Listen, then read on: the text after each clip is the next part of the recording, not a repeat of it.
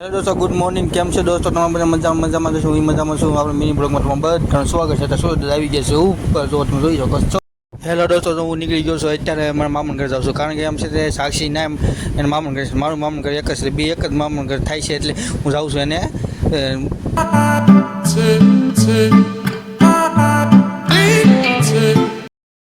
દોસ્તો, અત્યારે જો આપણે આવી ગયા છીએ મેન રોડ ઉપર, હાઈવે ભાવનગર ગાયત્રીવાળો હાઈવે ઉપર આવી ગયા. અત્યારે મસ્ત સુંદર વાતાવરણ છે. દોસ્તો, તમને જો આ વાદળ કેવા જોર મસ્ત લાગે. આમ તો તમને ગાય પકડી લેવી એમ લાગે, હાવ નિશા લાગે છે.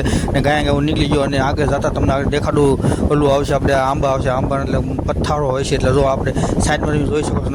દોસ્તો, તો આપણે પહોંચી ગયા અત્યારે સાક્ષી પાસે અને મામન ઘર આવી ગયા છીએ. અત્યારે ના જો રસપુરી બનવાની તૈયારી થઈ ગઈ છે અત્યારે.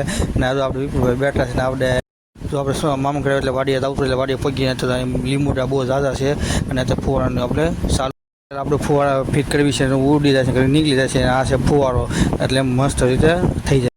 તો આપણે મામા ઘરેથી નીકળી ગયા, નાસી જઈએ સીધા માનપુર એ હાટો જઈએ ના બેન છે, એટલે ને આપણે લેવા જવાની છે સાઈઝ. તો આપણે બેનના ઘરે પહોંચી ગયા છે. આપણે આવ્યા છે સાઈઝ લેવા, સાઈઝ લઈ લેવી એટલે પછી આપણે જોઈ જઈશું ઘર બાજુ. અહીંયા આવી ગયા છે ભાણુભાઈ તો હાય.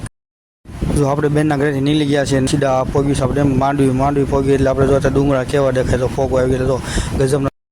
તો અહીંયા લાલો આવી ગયો છે, ગામની શેર કરાવું છું, સુરતથી આવ્યો છે, એટલે આપણે નિશાળમાં જવાનું છે મેં સમજો તમને.